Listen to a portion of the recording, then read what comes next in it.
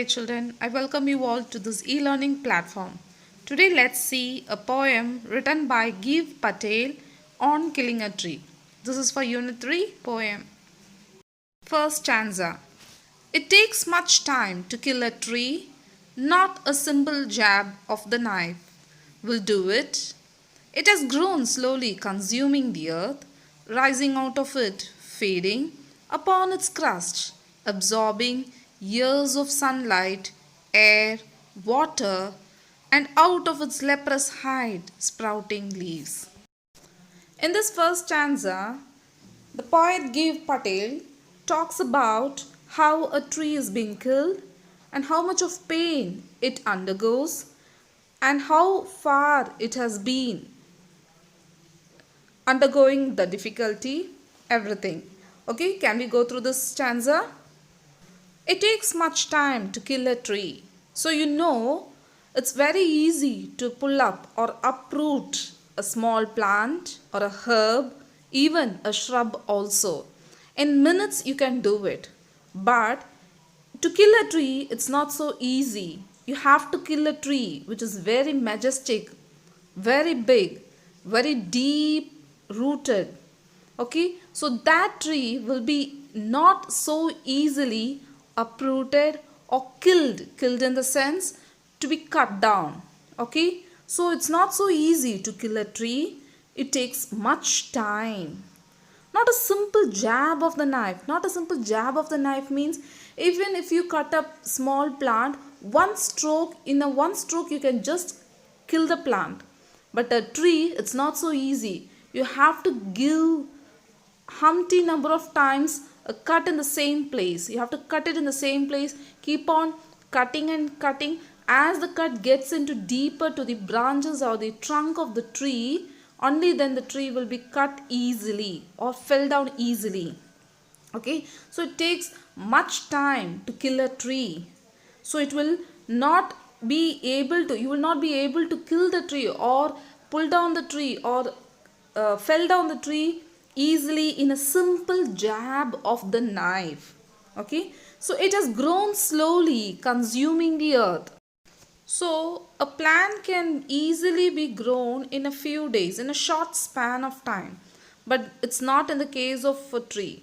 A tree takes a long span of time to become a tree. Okay, in a sense, it takes years to become a tree. So it has grown slowly consuming the earth.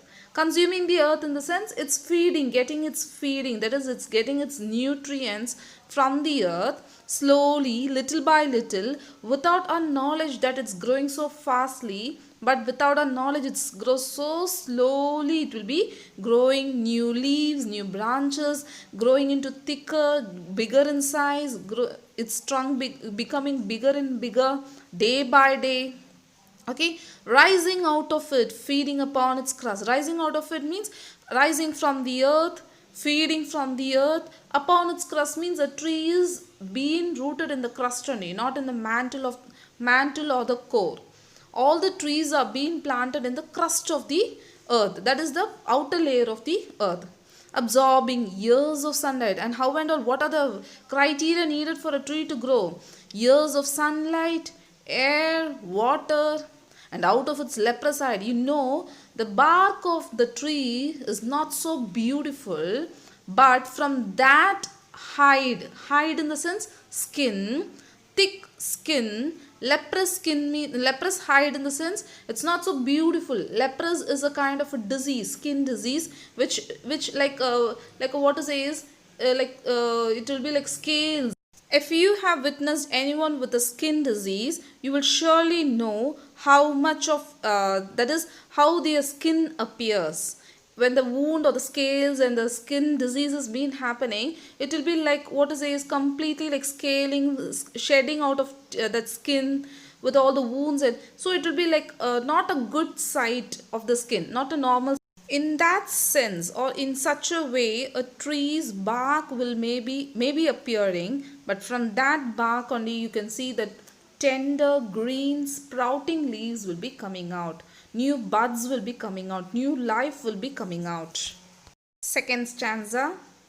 So hack and chop, but this alone won't do it. Not so much pain will do it. The bleeding bark will heal, and from close to the ground will rise curled green twigs, miniature boughs which, if unchecked, will expand again to former size. Okay, in the second stanza here, the poet is saying, so maybe you are hacking or just chopping few branches. But this alone won't do it, or this alone will not kill a tree so easily. Okay, there will be pain, but that pain is not much painful when compared to cutting the full tree, cutting down the full tree. So even though if you cut a bark, sorry, even if you cut a branch, the bleeding bark will heal and from close to the ground. Okay, so even some people may cut the tree not completely.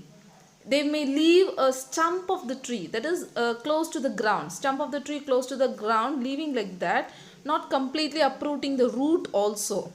Okay, so in such cases what will happen is the tree may be undergoing a tree that is severe pain, still it's not being completely killed. Again from that leprous hide, what will happen, close to the ground will rise curled green twigs, new twigs will be sprouting out. So long it was standing as a one single tree, but now new sprouts will be coming from all directions of the stumps. Okay, from all over the stumps, here and there it will be coming out. So they will be just sprouting, and when they sprout and they grow much further, they'll appear like a miniature bow. Miniature bow in the sense it's like a small shrub or thick growth found to be. Okay, so which if unchecked will expand again, and if you are not going to check it, if you are not going to stop it, you are not going to see how it's grown, again it will be expanding again to former size as it was. How many branches have sprouted out? Surely majority of the branches, that is the sprouts, will be growing into a new tree again. Third stanza. No, the root is to be pulled out of the anchoring earth. It is to be roped, tied and pulled out, snapped out or pulled out entirely out of the earth cave, and the strength of the tree exposed, the source white and wet, the most sensitive, hidden for years inside the earth. So, if you want to kill a tree, don't leave it like that. That's what, no. The root is to be pulled out. Only if the root is being pulled out, only then the tree will be completely killed. So the root, how is the root is there? You can see it will be anchoring in the earth. It is clubbing the earth that is catching hold of the earth very strongly, anchoring. And if you have to pull it out, it should be either roped, tied and pulled out. It's very difficult. It's not so easy. And as you pull out, you have to remove so much of soil from the earth. Okay, so when you snap out or pull out entirely, you will really create a dig like or a cave like thing in the earth. So the strength of the tree will be exposed. You can see how deeply that root has been gone down. Okay, or how strong, how thick they are. When you pull out the tree's root, you can see it is the main source of the tree. It is the center of the tree. It will be appearing white in color, and as soon as you cut the tree's root, if you leave it like that, you can see the wet portion of the tree, that is the root. Okay, the root will be wet, it will be bleeding like anything, it will be that water will be keep on coming, because the lower part of the roots will be still consuming from the earth, and they'll be pulling out water and minerals and from the earth. So you can see it will be keep on wet, will be appearing like wet, like water will be coming out. So it's the most sensitive part of the part of the tree, which is hidden, that too for years inside the earth. So that is the main part of the tree, and if you have to kill the tree, you have to completely pull out the root also. Unless you completely pull out the root, it's not going to be killed completely. Fourth stanza. Then the matter of scorching and choking in sun and air, browning, hardening, twisting, withering, and then it is done. This is the last stanza, and this last stanza, you can conclude, or you can guess, you can even guess that a tree is completely been killed. How?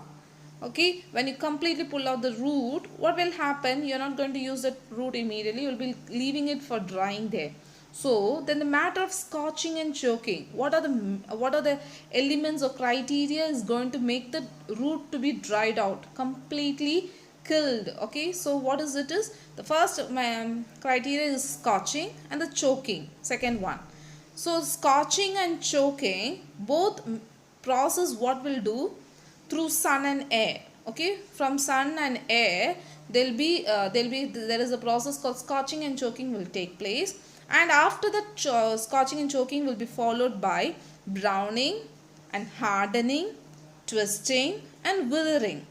And completely you will understand that, you will see, you will be able to witness that the tree has been completely killed. Okay, so browning is, already we have seen in the previous stanza that you can see the source white and wet. So it's white and wet. So now it's going to be opposite process is going to take place, browning and hardening.